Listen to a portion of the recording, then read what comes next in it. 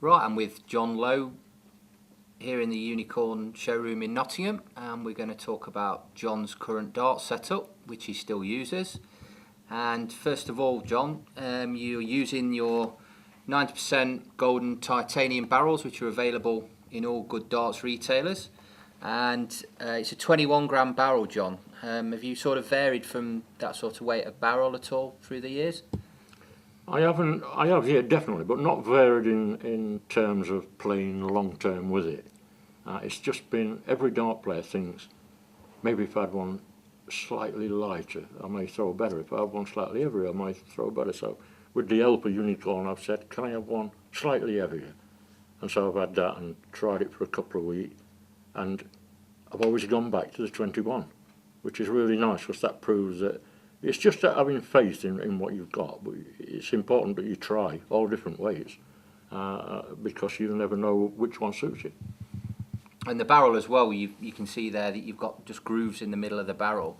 Is there a particular reason why you favour that as opposed to grooves all the way down the barrel?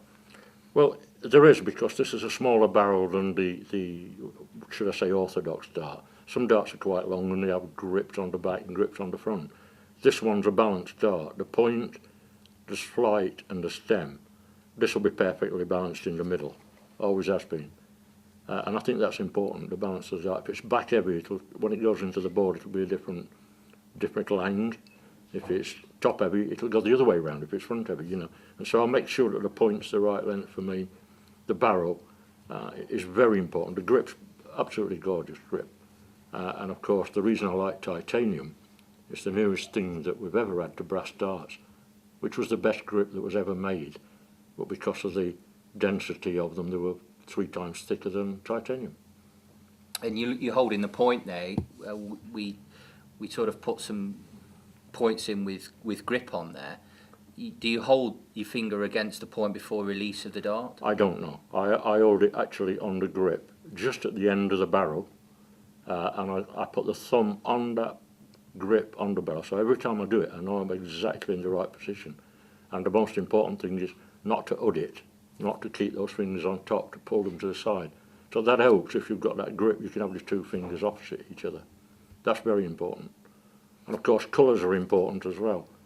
I use a gold flight, because that suits my eyesight better. When I throw it at the treble 20, it's black. The single 20, the small part of the board and the big part's black. And if you use a dark flight, you can get lost. It can only get lost in the board. So I use it because I can aim at it. I know that sounds technical, but it is worth bearing in mind that you can actually use the flight to throw the next dart at. And many people may ask, you did use the pear-shaped flight, the infamous rainbow flight, if you like. Was there a particular reason you sort of made the move to the bigger flight all those years ago? There was, because I absolutely loved that flight. It was perfect to the eye. It looked absolutely great in the dartboard. But I went to America, and they have air conditioning that comes right down the side of the walls, and the darts went everywhere, except in the dartboard where I wanted them to go. Now, I'm 21 gram. Some players used 15 gram darts. They couldn't control them at all. I found by putting the big standard flight in, it'll hold its path through the air a lot better. And just finally on your setup there, John, you've got a longer length stem and our World Champion aluminium stem in there. You favour that over a shorter stem, which a lot of the current players use? I favour it, again, because my barrel's smaller than most people. It's shorter barrel. So in many ways, if the barrel's another half an inch or more longer, it would actually be a shorter stem.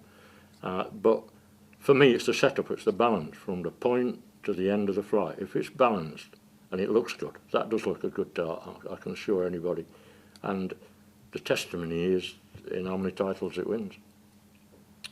Words of wisdom from a former world champion.